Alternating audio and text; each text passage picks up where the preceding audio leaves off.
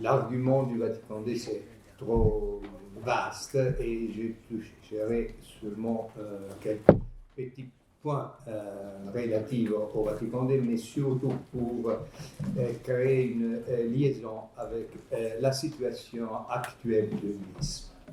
Et donc, c'est de là que je parle. Comme vous savez, le 1er juillet de cette année 2023, le pape François a nommé Monseigneur Victor Manuel Fernandez, qui est archevêque de La Plata, l'a nommé préfet de la Congrégation pour la doctrine de la foi. Et à mon avis, la nomination de Monseigneur Fernandez à la tête de la Congrégation pour la foi est l'un des actes les plus, je dirais, troublants du pontificat du pape François. Non seulement en raison du choix de ces personnages dont les positions théologiques, comme vous savez, sont assez controversées, mais aussi en raison de la lettre inhabituelle, insolite, qui accompagnait, et plus que ça,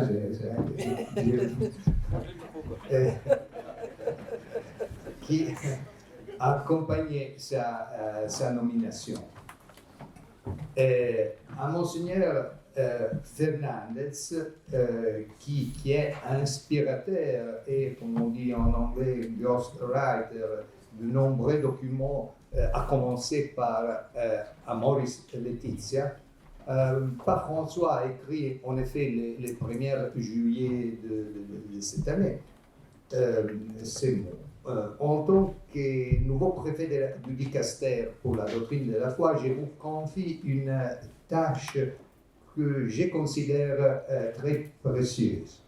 Son objectif central est de veiller sur l'enseignement qui découle de la foi afin de donner des raisons à notre espérance, mais pas comme un ennemi qui critique et condamne. Le dicaster que vous allez présider a connu d'autres époques où il a utilisé des méthodes immorales. Il s'agissait d'époques où, au lieu de promouvoir la connaissance théologique, on poursuivait d'éventuelles erreurs doctrinales. Ce que j'attends de vous est certainement très différent.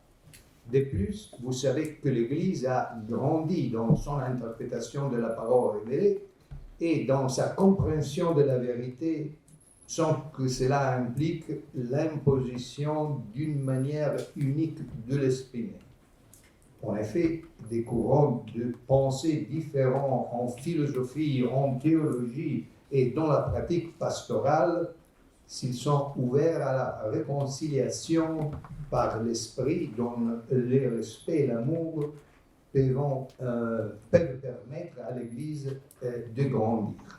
Cette croissance harmonieuse préservera la doctrine chrétienne plus efficacement que n'importe quel mécanisme de contrôle. Fin de la longue citation de Pape François. Donc, d'après cette citation, l'Église n'a pas d'ennemis à critiquer, à condamner, comme elle a fait dans le passé, en utilisant des méthodes que le pape François considère comme immorales. On ne sait pas exactement à quelle méthode le souverain pontife fait référence, peut-être à celle de l'Inquisition, qui était pourtant un tribunal promu et approuvé par nombre de ses prédécesseurs élevés à la gloire des autels, à commencer par Saint Pie V. Pour François, la mission du dicaster de la doctrine de la foi n'est plus aujourd'hui d'exercer un contrôle doctrinal visant à maintenir la foi exempte d'hérésies, d'erreurs et de déviations de toutes sortes, mais de promouvoir le dialogue, de, je cite, présenter de manière convaincante un Dieu qui aime, qui pardonne, qui sauve, qui libère, qui promeut les personnes et les appelle au service fraternel. L'Église aujourd'hui doit donc tolérer en son sein d'une manière, je dirais, dialectique des opinions théologiques différentes, à condition qu'elle ne soit pas trop rigide, c'est-à-dire trop cohérente avec l'orthodoxie, et qu'elle ne se contente pas d'une théologie de bureau, c'est ça l'expression que le Saint-Père utilise, d'une logique froide et dure qui cherche à tout dominer. Il faut ajouter que Monseigneur Fernandez, le nouveau préfet, est l'inspirateur ou l'un des principaux rédacteurs des documents les plus controversés du pontificat du pape François. On l'a déjà dit, l'exhortation apostolique à Amoris Laetitia. Ce document a suscité de nombreuses réactions critiques, dont les dubia adressés le 19 septembre 2016 au pape et à la Congrégation pour la doctrine de la foi par 4 cardinaux, Brandmüller, Burke, Caffarra et Meissner. Les deux derniers, Caffarra et Meissner, décédés. Et les 4 cardinaux ont demandé une réponse claire aux graves questions doctrinales posées par l'exhortation postsinodale Amoris Laetitia. Cette démarche était logique et appropriée compte tenu de la compétence spécifique de la Congrégation pour la foi, alors dirigée par le cardinal Müller. Le cardinal Müller ne l'a jamais dit explicitement, mais il est clair que la raison pour laquelle la Congrégation pour la doctrine de la foi n'a pas répondu aux 4 cardinaux était la volonté contraire du pape François. Or, il se trouve que l'auteur du texte qui devait être jugé, Monseigneur Fernandez, a été nommé juge suprême de la congrégation qui devait le juger, et même cardinal. C'est pourquoi quelqu'un a dit que l'édicaster pour la foi est devenu un dicaster contre la foi. La nomination de Monseigneur Fernandez comme préfet de la congrégation de la foi a une grande portée symbolique et représente en quelque sorte l'achèvement du pontificat du pape François, qui a voulu donner un signal clair à ce qu'il appelle les indiétristes, c'est-à-dire ceux qui regardent en arrière, qui refusent d'avancer avec l'Église.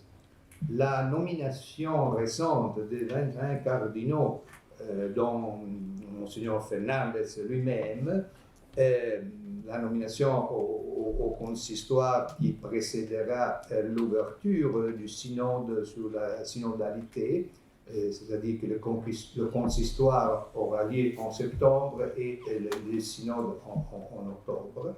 Eh bien, ça aussi est un autre signe dans ce sens.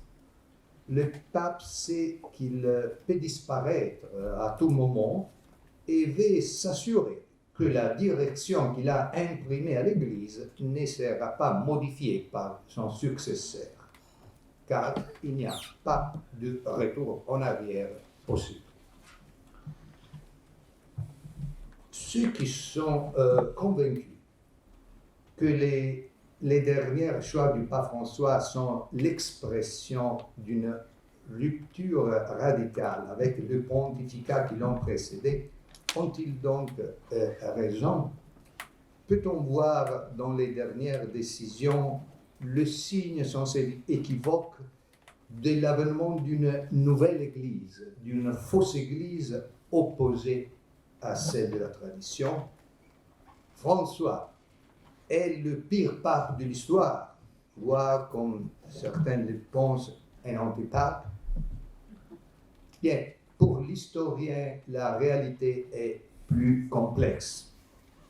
Les moments de fracture avec la tradition de l'Église ont été nombreux au cours des 60 dernières années.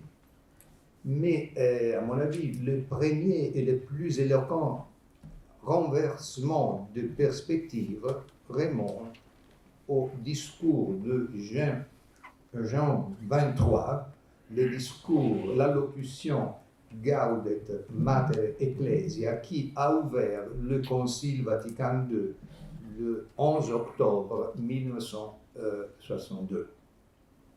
Le ton de la lettre du pape François au nouveau préfet de la Congrégation pour la foi, Fernandez, présente des assonances remarquables dans le langage et le contenu avec ces documents, l'allocution de Jean 23, qui, selon l'historien assomptionniste Antoine Ranger, constitue la clé de compréhension du Concile Vatican II. Il écrit, cet historien, le discours du 11 octobre 1962 est la véritable charte du Concile. Plus qu'un ordre du jour, il définit un esprit. Plus qu'un programme, il donne une orientation. Dans le passage central de l'allocution Gaudet Mater Ecclesia, Jean 23 s'exprime en ces termes. La tâche principale du Concile œcuménique, le Concile œcuménique qui s'ouvrait le Vatican II, c'est de faire en sorte que le dépôt sacré de la doctrine chrétienne soit gardé et proposé de façon plus efficace. Pour ceux qui regardent l'heure présente, l'épouse du Christ aime à employer le remède de la miséricorde plutôt que d'user des armes de la sévérité. Elle croit que, au lieu de condamner, c'est en montrant bien la valeur de la doctrine qu'il faut parer aux besoins actuels. Donc, vous voyez, le Concile avait été convoqué non pour condamner des erreurs ou formuler des nouveaux dogmes, mais pour proposer dans le langage adapté au temps nouveau l'enseignement traditionnel de l'Église. Jean 23 expliquait encore. Autre chose est en effet le dépôt de la foi en lui-même, c'est-à-dire les vérités contenues dans notre doctrine vénérable. Et autre chose, la façon de les annoncer, tout en gardant l'identité du sens et de l'enseignement. C'est à ce mode d'expression, c'est Jean 23 qui continue, c'est à ce mode d'expression qu'il faudra attacher grande importance. Si c'est nécessaire, il faudra travailler avec patience à son élaboration. Il aura lieu en effet d'introduire des méthodes d'exposition qui correspondent mieux à un magistère dont le caractère est surtout pastoral. La nouvelle méthode pastorale impliquait une nouvelle façon de voir l'Église. Au début, ce n'était pas évident pour tout le monde, mais dans les mois et les années qui ont suivi, il est devenu clair que les discours de Jean 23 étaient les manifestes d'une nouvelle ecclésiologie. Et cette ecclésiologie, selon les théologiens les plus progressistes, devait être le fondement d'une nouvelle Église, par opposition à l'Église constantinienne, comme on disait, de Pie XII. Ce qui était en germe dans le discours de Jean 23 était une nouvelle conception de l'Église, non plus militante, non plus définitoire et assertive, mais itinérante et dialogante, une Église synodale. Jean 23 attribua au concile qui s'ouvrait alors une note spécifique, son caractère pastoral. Lors de tous les 20 conciles universels précédents, la forme avait toujours été dogmatique et normative, sans que cela n'exclue pour autant la pastoralité. Et ni le Concile de Trente, ni le Concile Vatican Ier n'étaient dépourvus d'une dimension pastorale. Dans le Concile Vatican II, la pastoralité n'est pas seulement un fait, c'est-à-dire l'explication naturelle du contenu dogmatique du concile dont les moyens adaptés à son temps, comme cela avait été toujours été. La pastoralité, au contraire, a été élevée en principe alternative à la dogmaticité, tout en sous-entendant une priorité de la première, c'est-à-dire de la pastoralité, sur la seconde, sur la dogmaticité. La dimension pastorale, qui est en soi accidentelle et secondaire par rapport à la dimension doctrinale, est de fait devenue prioritaire. C'est le père John O'Malley, historien jésuite de la Georgetown University, qui a défini Vatican II comme un événement linguistique, expliquant que la profession de foi et les canons ont été remplacés par un genre littéraire qu'il appelle épidictique, c'est-à-dire discursif. L'Église donc s'est dépouillée de son habit dogmatique pour endosser un nouvel habit pastoral et exhortatif qui n'était plus ni obligatoire ni définitif. Or, s'exprimer en des termes différents de ceux du passé signifie accomplir une transformation culturelle plus profonde qu'il n'y paraît. Car la façon dont on se présente, le style par lequel on s'exprime, révèle une certaine façon d'être et de penser. Le style, comme l'écrit O'Malley, est l'expression ultime du signifié. C'est dans ce sens que les historiens progressistes de l'école de Bologne définissent la dimension pastorale de Vatican II comme étant constitutive. La forme pastorale, avec Jean XXIII, est devenue la forme du magistère par excellence. Cette perspective était destinée, selon le chef de file de l'école de Bologne, Giuseppe Alberigo, à faire du concile un événement plutôt qu'un forum d'élaboration et de production de normes. Dans la nouvelle perspective, les saints offices qui avaient été pendant les siècles les remparts de l'Église contre les erreurs qu'il attaquait n'avaient plus de raison d'être, ou en tout cas devaient changer de mission. C'est dans cette perspective encore que s'inscrit ce qui s'est passé le 8 novembre 1963 dans la salle du Concile. Ces jours-là, le cardinal archevêque de Cologne, Joseph Frings, demande la parole. À la surprise générale, Frings lance une violente attaque contre les Saint-Offices dirigés par le cardinal Ottaviani, déclarant que sa procédure, la procédure du Saint-Office, n'est plus adaptée à notre époque, nuit à l'Église et était un objet de scandale pour beaucoup. Vous voyez que l'analogie avec les méthodes immorales dont parle le pape François est évidente. Le cardinal Ottaviani, qui était inscrit pour prendre la parole ce jour-là, a répondu par un discours vibrant dans lequel il a défendu la mission du Saint-Office, la seule congrégation à avoir à sa tête alors non pas un cardinal, mais le pape même. Ottaviani lui-même, on était les secrétaires et non les préfets du Saint-Office.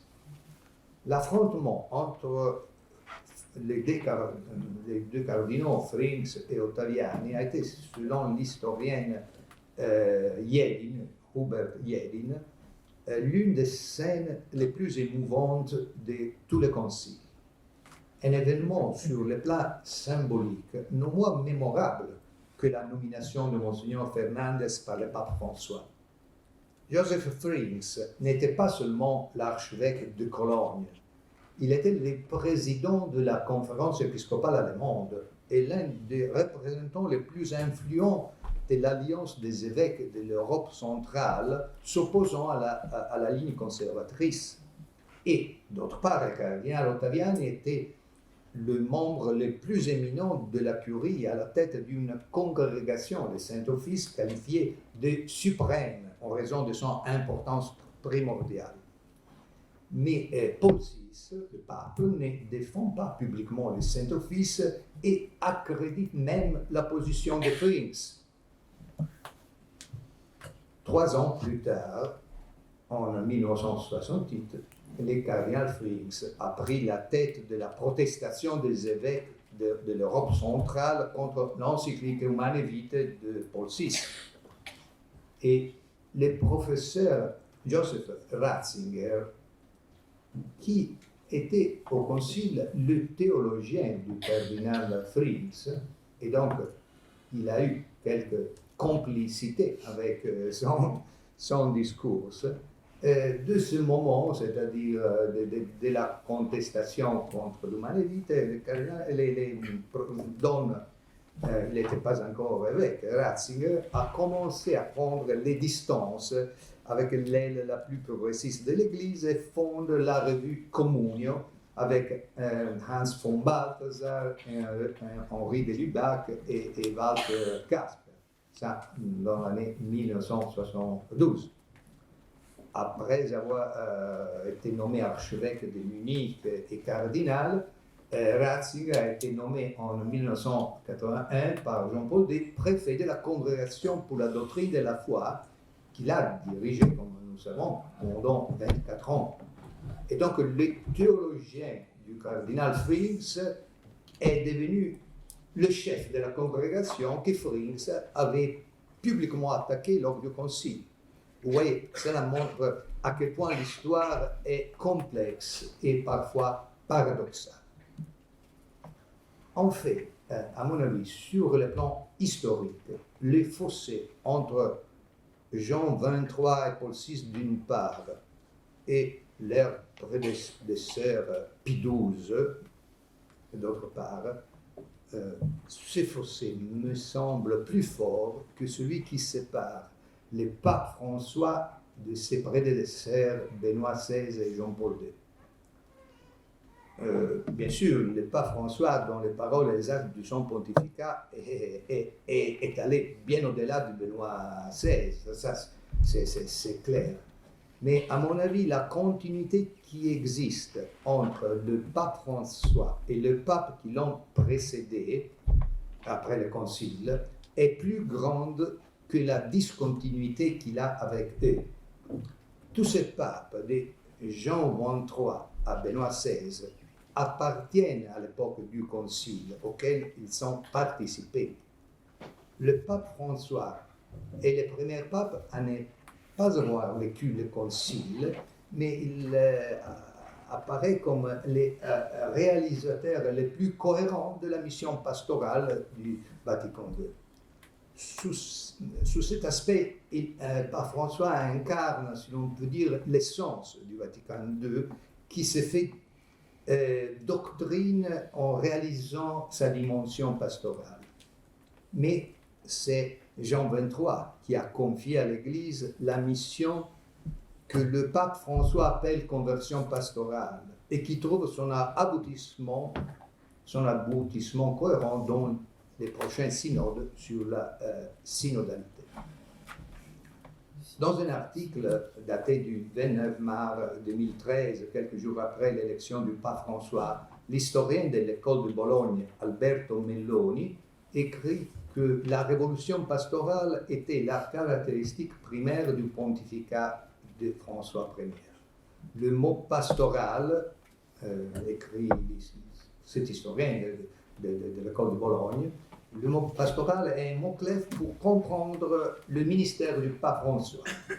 Non pas parce qu'il a été enseignant de théologie pastorale, mais parce que lorsqu'il l'interprète, le pape François évoque avec un naturel stupéfiant ce cœur pulsant de l'Évangile dans le temps et l'articulation de la réception du Vatican II. Pastoral vient du langage du bienheureux pape Jean XXIII, C'était ainsi qu'il voulait son concile en tant que concile pastoral, et Vatican II a justement été ainsi. Ça, c'est la citation de Melloni, qui au fond n'a pas tort. Les pontificats du pape François est les plus authentiquement conciliaires, celui au sein duquel la praxis se transforme en doctrine, tentant de changer l'image et la réalité de l'Église. Donc, la réforme de la curie récente du pape François s'inscrit dans ce projet, mais trouve ses racines dans Vatican II. Paul VI a clôturé les travaux du Vatican II le 8 décembre 1965. Et la réforme de la curie fut la première initiative de Paul VI pour mettre en œuvre la révolution conciliaire initiée par Jean XXIII. L'édifice curial, construit au fil des siècles par les précédents pontifes, fut systématiquement démoli par Paul VI. Pour commencer, il fallait un événement symbolique. Et l'événement symbolique fut exactement la transformation de la congrégation du Saint-Office, qui fut renouvelée même de nom à la veille de la clôture du concile, avec le motu proprio Integre Servanda. Dans l'après-midi du 6 décembre 1965, l'Osservatore Romano publie le décret abolissant l'index des livres interdits et transformant le Saint-Office en congrégation pour la doctrine de la foi, affirmant qu'il semble désormais préférable que la défense de la foi passe par l'engagement de promouvoir la doctrine. Le Saint-Office avait été créé sous le nom des Saintes Congrégations de l'Inquisition romaine universelle par le pape Paul III avec la constitution Licet ab initio du 21 juillet 1542. En 1908, sous le pape Saint-Pie X, il avait changé de nom pour devenir le Saint-Office, tout en conservant la même mission de protection de la foi. L'index des livres interdits, Index Librorum Prohibitorum, avait lui-même été créé en 1558 par la congrégation de l'Inquisition romaine, et l'index publié par le Saint-Office en 1948 et qui est resté en vigueur jusqu'en 1976, était la dernière édition du catalogue des livres interdits que la congrégation avait commencé à publier depuis 1559. Et donc, fut très emblématique la suppression d'un index. Tout aussi emblématique fut le choix par Paul VI du théologien belge Charles Meller, champion du progressisme écuménique, pour le poste de sous-secrétaire de la Congrégation pour la doctrine de la foi. Meller écrit Congar dans son journal, c'est l'écuménisme à 100%, c'est l'ouverture à l'homme, l'intérêt pour sa recherche, pour la culture, c'est les dialogues. Donc Meller était déjà Fernandez. Le 30 décembre 1967, le cardinal Ottaviani anticipe sa retraite par une lettre de démission du poste de pro-préfet de la Congrégation pour la doctrine de la foi. Et le 6 janvier 1968, Paul VI accepte sa démission et nomme à sa place le cardinal yougoslave Sever. La transformation du Saint-Office en congrégation pour la doctrine de la foi s'inscrit dans le cadre d'une vaste restructuration de la curie voulue par Paul VI pour mettre en œuvre les principes de Vatican II. Le 21 novembre 1970, Paul VI publie le motu proprio Ingravescentem Aetatem qui définit l'âge des cardinaux par rapport à leur charge. La Constitution introduit, entre autres, une limite d'âge 70 ans pour les fonctionnaires de la Curie, 75 pour les chefs des dicastères ou préfets. Et la réforme est complétée par la Constitution apostolique du 1er octobre 1975 qui exclut les cardinaux de plus de 90 ans du corps électoral du conclave et de toutes les fonctions curéales. Le collège cardinalice fut radicalement transformé avec la création de 144 nouveaux cardinaux, dont la grande majorité n'était pas italienne, au cours de 6 consistoires tenus entre 1965 et 1977. La véritable nouveauté fut les transferts du pouvoir du Saint-Office à la Secrétaire d'État, qui avec Paul VI assuma un rôle de direction politique qu'elle n'avait jamais eu auparavant. Le poids de la curie fut encore limité à la fois par la constitution du nouveau synode épiscopal et par le développement des conférences épiscopales annoncées par Paul VI comme expression de la collégialité dans le gouvernement de l'Église. Un peu plus de 20 ans après la réforme de Paul VI, Jean-Paul II a procédé à une nouvelle réorganisation de la curie romaine avec la Constitution Pastore et Bonus du 1er mars 1999 qui conservait pour l'essentiel les cadres précédents. Le pape François a annoncé dès le début de son pontificat son intention de réformer la curie. Quelles sont les nouveautés de la Constitution apostolique Predicate Evangelium qui est entrée en vigueur le 5 juin 2022, il y a un an? Eh bien, la Secrétaire d'État perd beaucoup de ses attributs et ne sera plus l'élanto de la curie. Parmi les dicastères, le premier est désormais celui de l'évangélisation, présidé directement par le pape, et seulement après celui la doctrine de la foi qui avait une fois à la première place. Mais l'aspect le plus révolutionnaire de la réforme du pape François n'est pas celui-ci, car jusqu'à ce point, disons, est très peu. Mais l'aspect plus révolutionnaire est l'attribution laïque des tâches traditionnellement dévolues à l'ordre clérical. En effet, cette constitution qui réforme la curie précise que tout fidèle peut présider un dicastère ou un organisme de la curie romaine en vertu du pouvoir reçu du pontife romain en nom duquel il agit par procuration dans l'exercice de son munus.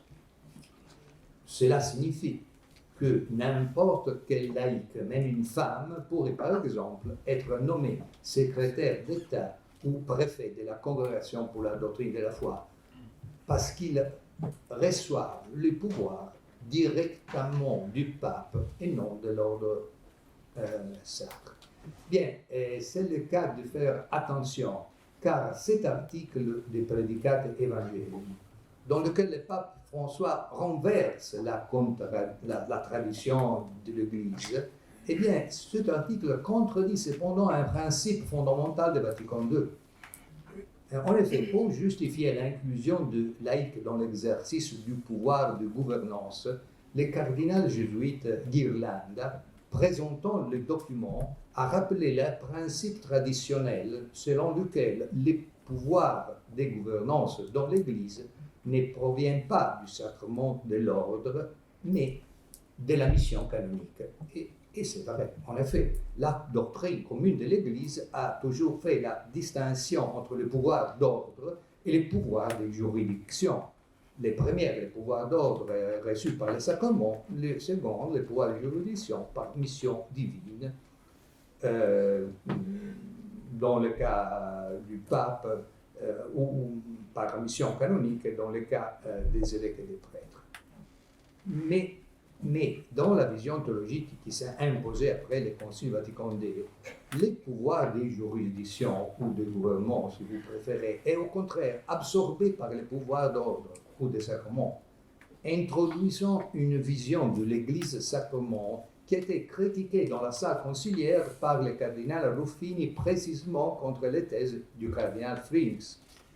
Et donc la Constitution Predicate Evangelio redonne à l'Église, non pas pour de bonnes fins, mais pourrait-on dire pour de mauvaises fins, cette dimension juridico-canonique qui lui avait été refusée par la théologie progressiste. C'est pourquoi le même historien Melloni, que j'avais cité, qui avait salué l'élection du pape François comme une victoire de l'école de Bologne, ce même historien définit les principes sur lesquels repose Predicate Evangelium comme une thèse qui touche au cœur du Concile Vatican II et qui constitue un point déterminant pour l'avenir de l'Église.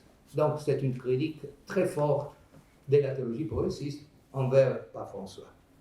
Et la même contradiction s'applique au sujet de la synodalité. Après 10 ans de pontificat, l'aboutissement du règne du pape François semble être le synode des évêques d'octobre 2023 sur le thème « Pour une Église synodale, communion, participation et mission ». Alors, pour comprendre le désordre sémantique d'un synode sur la synodalité, il faut évidemment distinguer les deux termes, car le synode est un événement historique précis, délimité. La synodalité est plutôt un chemin, un processus qui, dans l'horizon idéologique du pape François, correspond à la conversion pastorale de l'Église. Et là encore, l'origine remonte à Vatican II. Aux origines du terme synodalité, il y a celui de collégialité, introduit dans le langage théologique par le père Congar, comme l'équivalent du concept de sobornost, forgé par les théologiens orthodoxes russes du XIXe siècle. Sobornost, en langue slave, traduit la réalité d'une Église universelle fondée sur des synodes ou des conciles présidés non par une autorité commune, mais par le Saint-Esprit.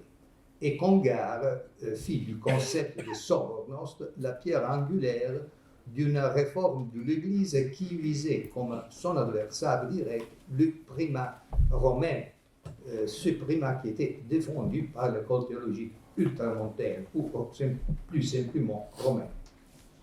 Dans les années du Concile Vatican II, les dogmes de la primauté romaine constituaient la pierre d'achoppement principale du dialogue œcuménique. De lors, pour favoriser ce dialogue, il importait de mettre en lumière la dimension collégiale du gouvernement de l'Église. Et cela permettait une convergence avec la pratique synodale de l'Église orthodoxe et de l'Église protestante. De plus, au sein de la théologie progressiste, ressurgissaient les courants du conciliarisme du XVe siècle, du fébronianisme du XVIIIe, de l'anti-infallibilisme du XIXe, qui tous avaient cherché à limiter en de temps et selon des mots différents l'autorité et l'influence de la papauté. Il y avait enfin une raison de caractère plus politique, car dans les milieux progressistes, le modèle de l'Église comme monarchie absolue contrastait avec les processus de modernisation de la sociétalité.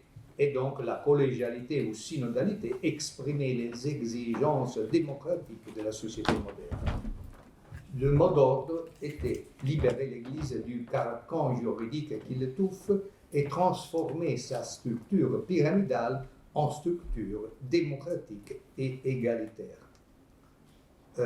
Congar écrivait « Pendant 1000 ans, chez nous, on a tout vu et construit dans l'optique de la papauté, pas dans l'optique de l'épiscopat et de sa collégialité.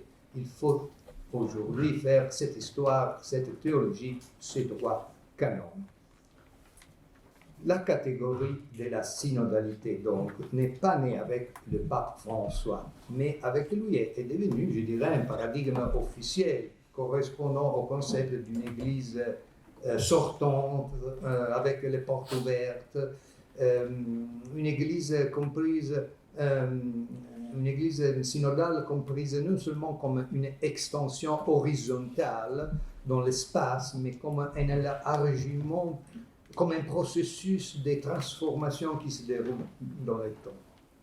La synodalité est l'expression de la conversion pastorale. La conversion pastorale est un changement de l'Église. L'Église devient donc fluide. Le rocher perd sa solidité pour devenir fluide ou si vous préférez, liquide. La réforme de la curie, le synode, la nomination de Monseigneur Fernandez et celle du nouveau cardinal, dont Fernandez lui-même, semble marquer un tournant décisif de l'Église, dans la vie de l'Église, une étape irrévocable dans la construction d'une nouvelle Église. Mais la révolution du pape François, en premier lieu, n'est pas née avec lui. C'est une révolution qui vient de loin. Et comme toutes les révolutions, est capable de détruire et non de construire. Comme toute révolution, porte en elle des contradictions destinées à exploser, car la synodalité signifie la démocratisation de l'Église. Mais la manière dont le pape François y parvient est l'exercice d'un pouvoir suprêmement autoritaire. L'exercice de l'autorité est un droit du pape, mais il est paradoxal que cela soit fait pour démocratiser le pouvoir de l'Église. Cela confirme que la dimension synodale de l'Église, comme toutes les utopies, a un effet dévastateur, mais est totalement dépourvue de capacité constructive. Et donc, je ne crois pas à la nouvelle Église de François qui remplacerait l'ancienne, tout comme je ne crois pas au nouvel ordre mondial qui naîtrait des cendres de la civilisation chrétienne. Car la négation de la civilisation chrétienne ne conduit pas à une nouvelle civilisation, mais à une décivilisation, ce que Marcel Descotres appelait la dissociété. La négation de l'Église de la tradition ne conduit pas à une nouvelle Église, mais à une non-Église, à une Église tribale, à une Église liquide, c'est-à-dire à une liquéfaction de l'Église. Et l'Église liquéfiée n'est pas une nouvelle Église, c'est une non-Église.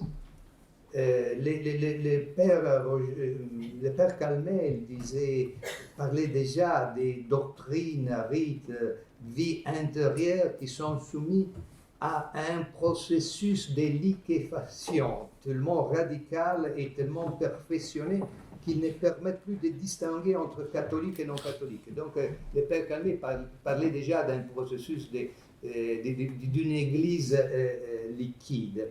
Et alors, une église liquide n'avance pas vers l'hérésie, mais vers l'apostasie. Car l'hérésie présuppose des idées fortes. L'apostasie est plutôt l'atmosphère d'une pensée faible. Et un théologien contemporain que j'apprécie beaucoup, le père Lancetta, observe à juste titre que pour qu'une hérésie soit telle, sa présence doit être reconnaissable par l'Église, c'est-à-dire qu'elle doit être manifeste.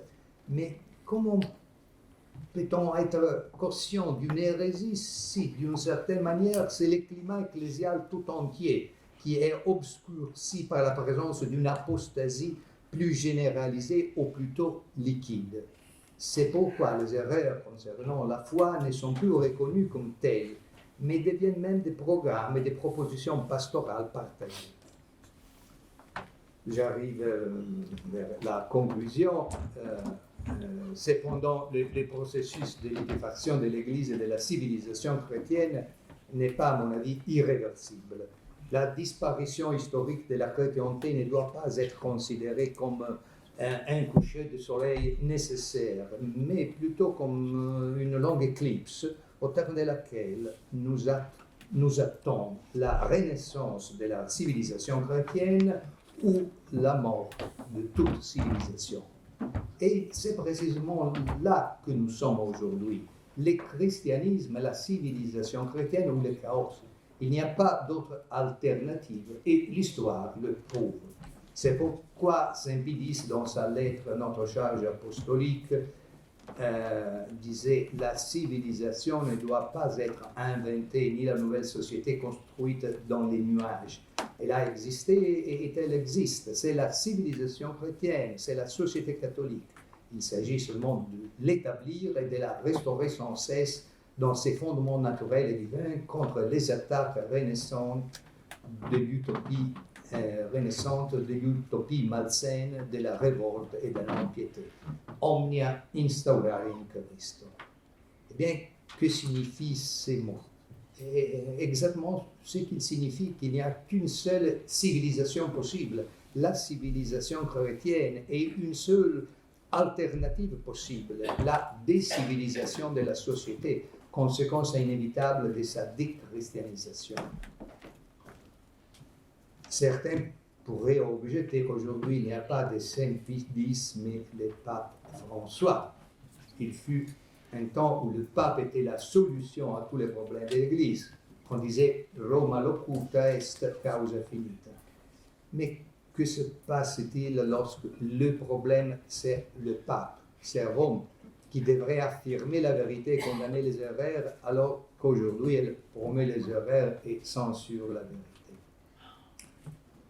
La réponse est que l'Église appartient au Christ et que sa constitution divine ne peut être modifiée, comme le voudraient les progressistes, mais aussi parfois certains traditionalistes néo-gallicains qui pensent que la solution consisterait à limiter le rôle du pape. Eh bien, même indigne, le pape a la dignité de chef suprême de l'Église. Petri dignitas, écrit Saint Léon le Grand, etiam in indigno erede non a deficit.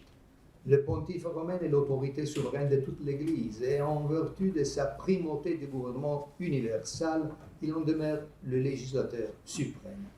Cette doctrine a été solennellement définie au Concile Vatican I par la Constitution dogmatique Pastor Aeternus, qui a réaffirmé la primauté non seulement d'honneur, mais des juridictions véritables du pontife romain et son infallibilité sous certaines conditions. C'est sur ces dogmes, providentiellement promulgués par le bienheureux Pie IX, que les catholiques fidèles doivent, à mon avis, s'appuyer pour lutter contre les synodalismes. Car c'est seulement cela et rien d'autre qui peut permettre à l'Église, toujours vivante, indéfectible, de renaître dans toute sa splendeur et sa puissance. Restreindre le rôle du pape serait suicidaire, car non seulement cela augmenterait la confusion de l'Église, mais cela la priverait d'un instrument par excellence d'une authentique restauration. La solution donc reste le pape, pas nécessairement le pape qui règne aujourd'hui, évidemment, pas celui qui fuit devant le loup ou s'accorde avec eux, mais celui qui accepte pleinement la mission du vicaire du Christ et l'exerce en brandissant l'étendard sanglant de la croix, en fulminant les erreurs, en proclamant urbi et orbi les vérités suprêmes de la foi et de la morale catholique.